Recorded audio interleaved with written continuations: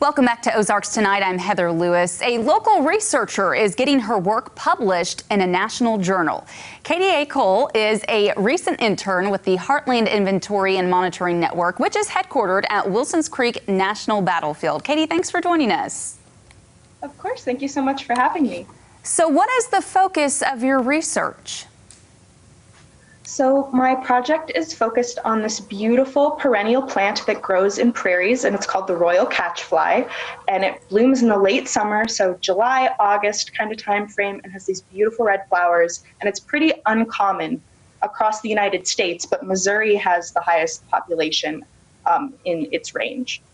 Very good. So I heard that researchers last actually surveyed this flower at Wilson's Creek back in 2000. So what has changed since then?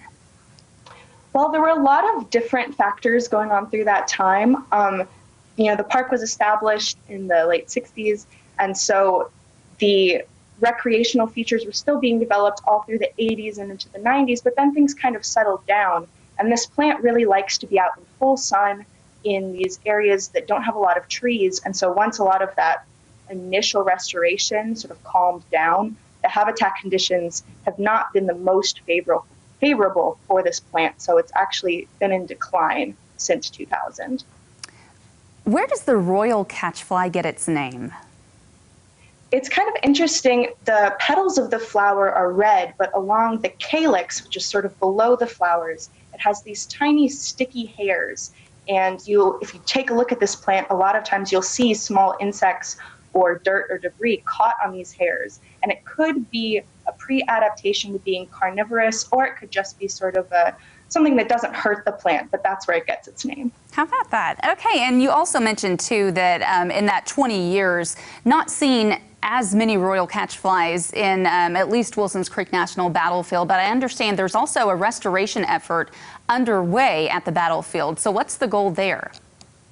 Yes, it's one of these great circumstances where the restoration of a historic scene, in this case, the Civil War battle that took place there, can also benefit the natural community. So they're hoping to take out a lot of the sort of extra trees that really wouldn't have been there during the Civil War battle. And that is hopefully going to create an environment that the royal catchfly will flourish in as well. So the visitors will get a better idea of the battlefield and that historic cultural event, and maybe the plant community will benefit too. And we're talking about making it look like it was back in 1861, right? Yes, yeah, definitely a lot has changed since then, but we can try to restore it just a little bit.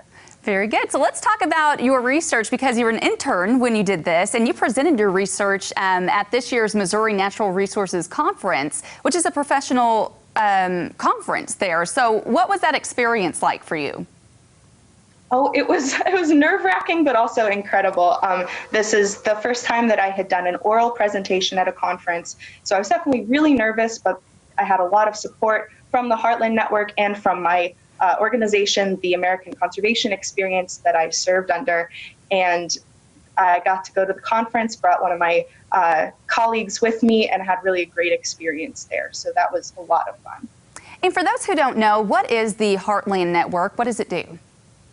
So it's a group within the National Park Service that is made up of scientists and data managers, and we get to go around the Midwest in this case. These networks are all throughout the country, and look at the ecological features of different National Park Service units. So the plants, the animals, the aquatic features, and then give that monitoring data that we collect back to the park staff so that they can help make more informed management decisions. Very good. And what does the future look like it will hold for you now that, is your internship up at this point, or are you still working with them? I finished up. I had an awesome year and a half working with them, and I was all primed and ready to be on a vegetation monitoring crew at some of the National Park Service units in the East, in Pennsylvania and West Virginia. But of course, with travel being kind of shut down during this sort of strange time, kind of taking a step back from that at the moment, but I'm hopeful I'll get to be back working in national parks in the future. Okay, very good. And you can look for Katie Cole's work in the July issue, correct, of the National Scientific Journal American Midland Naturalist. Yes, that's correct. Okay, well, congratulations on that huge accomplishment, and thank you for taking the time to explain some of the flowers that we might see. And I know a lot of people have actually been getting out now that Wilson's Creek National Battlefield is reopened and just enjoying nature and being able to social distance there as well. So it's kind of neat to know a little bit of background about what we're seeing there. Absolutely. Thanks so much for talking to me. All right, Katie, thank you. And we will be right back with more Ozarks Tonight. Keep it here.